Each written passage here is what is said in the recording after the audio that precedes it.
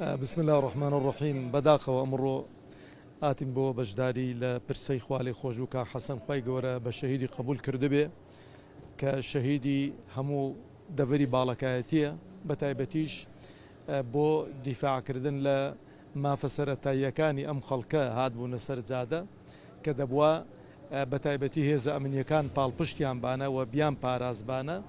و هێزە ئەمنیەکانیش لەگەڵەوان دەستبارگربانە بۆ ئەوەی کە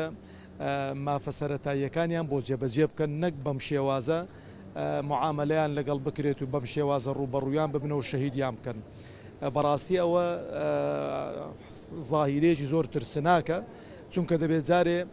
ئەو هێزەی کە ڕوبەڕوو دەبێتەوە لەگەڵ خۆپیشاندەران دەبی هێزێکی مەشق پێکرا و بێ هێزێکی تایبەت بێ ئەسڵەن نابێت سەرچی پێبێتن سزای ئەوەی کە لە جلوبەرگێکی مەدەنی کە پلەپایەکی حکومی هەیە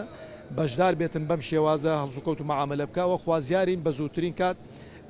ئیجراعاتی یاسایی و قانونی لەگەڵ بکرێتن و بە سزای خۆی بگەێندرێتن بۆی کە جارێکی دیکە ئەو کارە دڵتەزێنانە دووبارە نەبنەوە.